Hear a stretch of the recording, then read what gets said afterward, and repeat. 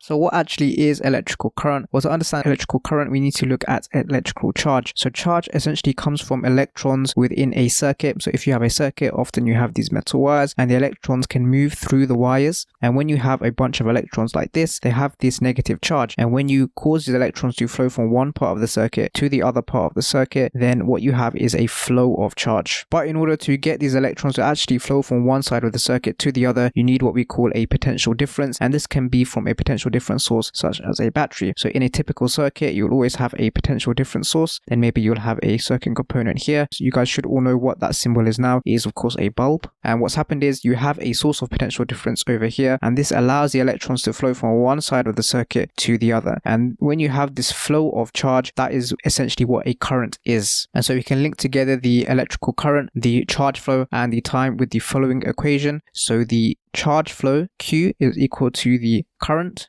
I, multiplied by time. And so we can put some labels on these. So this is your charge flow, this is your current, and this is time.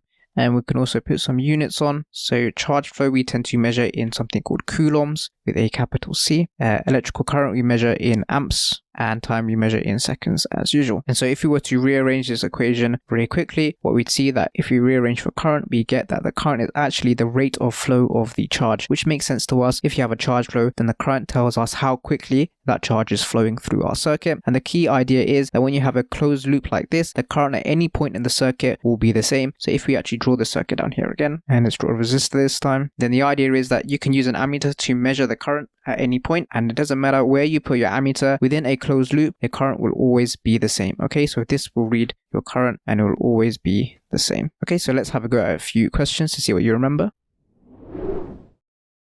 Alright, so a few questions for you to have a go at. Feel free to pause the video and have a go. Okay, welcome back. Let's go through the answers now. So the first question we've got is 400 coulombs of charge flow through a circuit in 10 seconds. What is the current in the circuit? So if you remember our rearranged equation, I equals Q over T, then we can just plug in our numbers. So you've got 400 coulombs of charge, so Q is 400 divided by 10 seconds, and so you should get the current being 40 amps.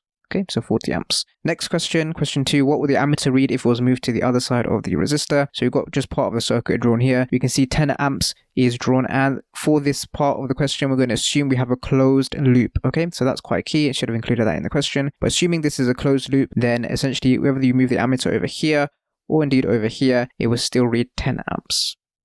And the last part of the question, what is the current in the circuit? Well, the current in the circuit is actually going to be 0 amps. And the reason for that being is there's no source of potential difference. You need actually to include a cell or a battery. And if we include that, then we might get a current flowing, but without a potential difference, you will get no flow of charge, and therefore you will get no current. Okay, so hopefully that was useful, and I'll see you guys in the next one.